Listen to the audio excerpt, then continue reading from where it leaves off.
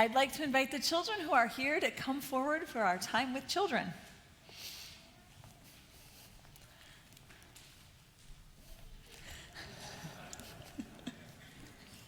Good morning. How are you, Anwin? Good. Good. Come on down. Here they come.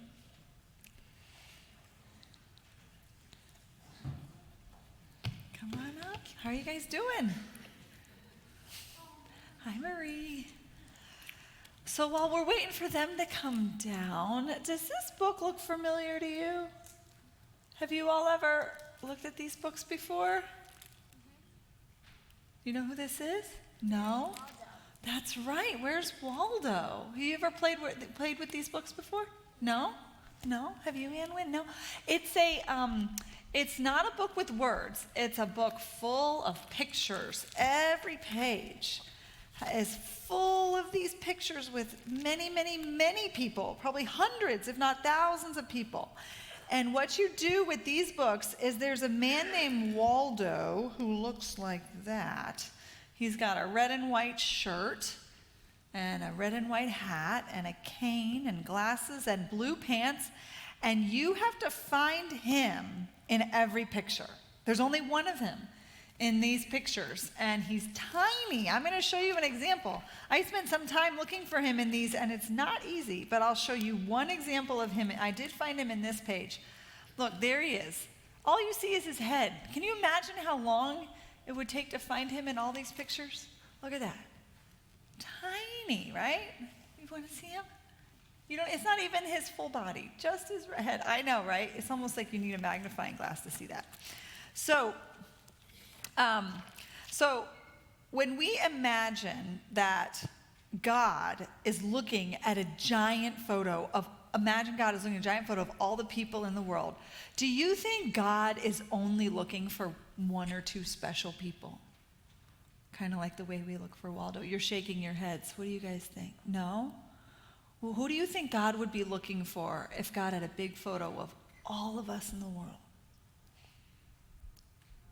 Who do you think? Everybody. I think so too. I agree with you. I think God looks for each and every one of us. I don't think God's only looking for the famous people or the powerful people. I think God could look at that picture of all 8 billion of us and know each of our names, what we like to do, what makes us happy, and what makes us sad, because every single person is special to God. And in today's Bible story, we are told that Jesus is like a shepherd. You know what a shepherd is? Someone who watches over their flock of sheep.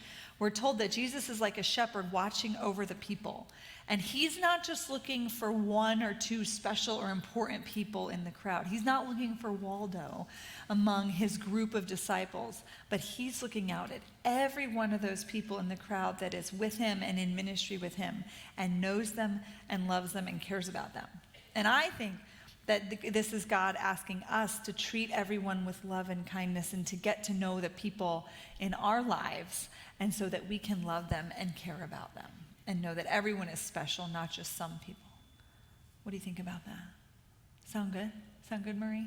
Yeah? Any questions? Okay. Let's have a word of prayer.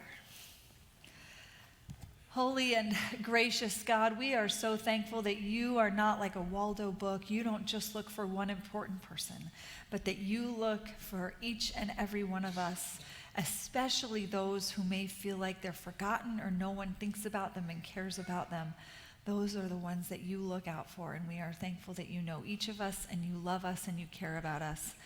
And we are so grateful for the children in our church who show us how to love you by caring for one another and by being kind to one another. And may the children of our congregation know that they are so loved by you and by this community.